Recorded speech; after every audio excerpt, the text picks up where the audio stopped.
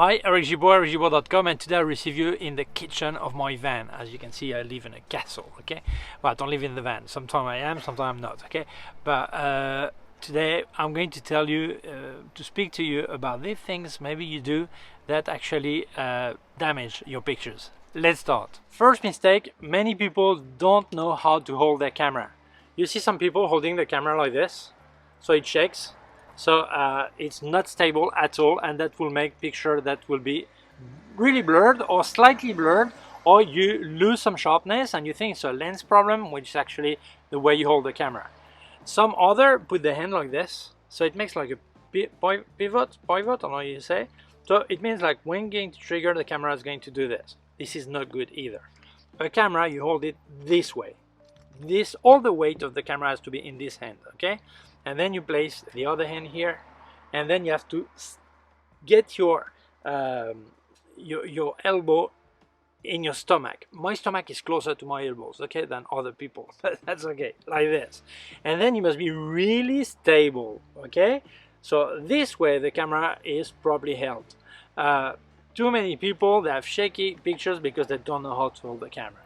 The following point is that nowadays with the LCD screen, nowadays it's been for a few years already, okay, many people use the screen instead of the viewfinder.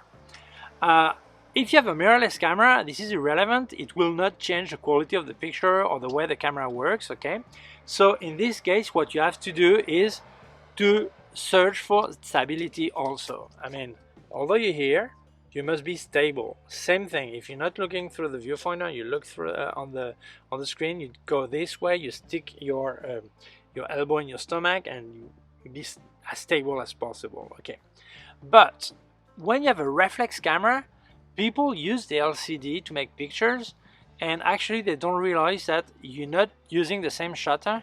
The quality may be affected, sometimes even the colors may be different, and you may have more rolling shutter, different things may happen. So it's not always the same thing. The LCD screen live view is made for video, not for pictures.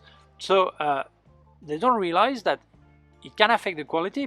And also, if they want to use a flash unit, not every camera will let you trigger a flash if you're in live view, and some will let you, but at a really low synchro speed, like 1/8 of a second, 1/10 of a second. So it's not really usable for many things. So really, if you have a reflex camera, use the LCD screen for video. If you've paid for a reflex viewfinder, use it for photography. This is made for that. This is pointless to buy a reflex camera and then use the LCD screen to make pictures. This is nonsense, okay? Another source of problem is the way people actually trigger the camera, okay? I see many people, they just hit this, they don't press it gently. I remember I was organizing a workshop in Sevilla a few years ago, and there was a guy, even at 1/80th of a second, his pictures would be blurred. So he thought it was a camera problem, so I took the camera, and it could go a lot lower, I had no problem. So I observed what he was doing. He was actually doing this, like this. And this guy was a pianist, and this is why he was always touching like if it was a piano key. No, you have to be really gentle. You must caress the trigger until it goes. Same when you do archery or you do sports shooting. You must really caress the trigger until the shot goes. So it's really hard when you're in an action situation or really fast or you need to go quick. It's important that you go really fast doing this gently if it's action. But you must always do it gently, otherwise your camera will do this and your picture may be blurred, okay? Fourth mistake, zoom were created for lazy people, but for lazy people who don't want to change lenses, not for lazy people who don't want to move their ass, okay? You have to walk forward and backwards. It's important. So even if you use a zoom lens, use it as if it was several prime lenses. This is a 12 to 40 millimeter, equivalent to 24 to 80 millimeters. I use it as if it was 3 or 4 lenses. It means I use it on 24, on 50, on 80, equivalent full frame, okay? Why? let's say I want to do some portrait, and sometime I'm on equivalent of 50 millimeters, sometimes 80 millimeters, sometimes 60 millimeters, but always frame the same way, okay? Always frame this way. It means I will be closer or further or closer or further, so the perspective is not the same. It means the aspect of the picture will be different. I don't have any consistency.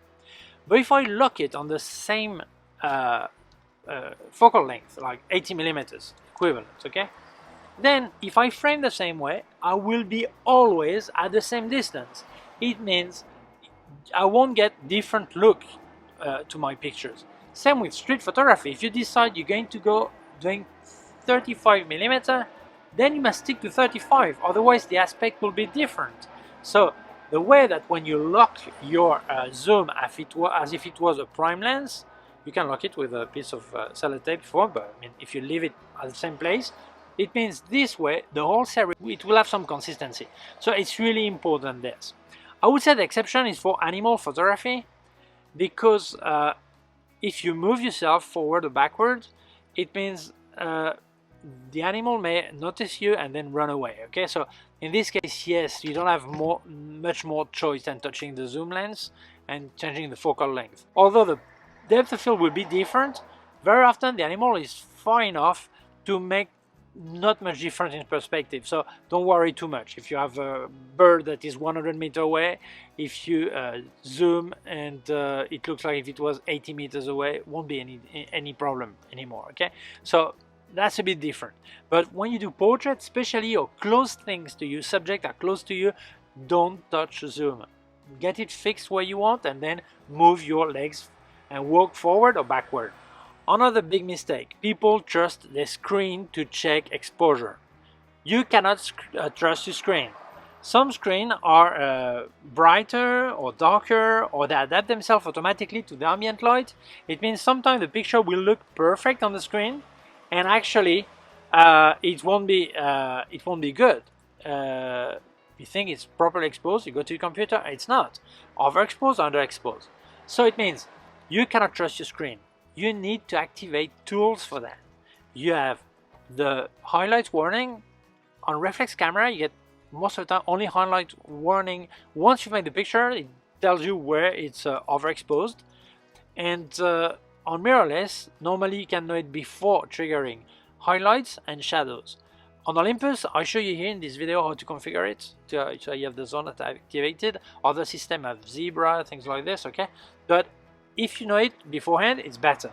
But if you cannot know it beforehand because you're actually using a reflex camera, you must also activate it. So once a picture is made, although it looks fine on your screen, if you see this blinking warning, it means there is no good. So it means you cannot trust your screen. Very important. And then you should activate the histogram and also learn how to read a histogram. I'll do a video explaining how to read a histogram, but it's really important because sometimes the picture looks perfect and the histogram tells you something is wrong. You need to know how to read it because sometimes in some situation the histogram may lie, okay, if you don't know how to read it properly, okay? But this is really important. Do not trust your screen to check the exposure, otherwise you will get bad surprises, okay? So here are these things many people are not doing well, and it damages the picture. They don't get the result they thought they would, or they get disappointed when they then on the computer they blow the picture up to magnify it and see better. They realize it's not sharp or it's not properly exposed or things like this. So I think it's easy to rectify this, but I see that many people don't seem to know about that because I see the way they hold the camera or the way they check the picture. And this is the first source of bad picture. Having these bad things they're doing and they don't realize they're doing it. I've even seen some pro people holding the camera like this. Well, okay, doesn't mean they don't make picture better than I do, okay? But that could probably have less problem if they were holding the camera properly. Okay, so thank you for watching the video. If you feel it may interest other people, please share it on social networks. If you have not done it yet, please subscribe to my YouTube channel, the small button down here, and also a small bell. If you click on the bell, you get notified when I upload a new video. My website, gibaud.com. If you have any question, can leave a comment below. I also leave you links of my gear on Amazon, links of all the K&F Concept product I've reviewed, and also link to my PayPal account in case you wanted to make a donation. Thank you very much. Please take care of yourself and see you soon. Bye.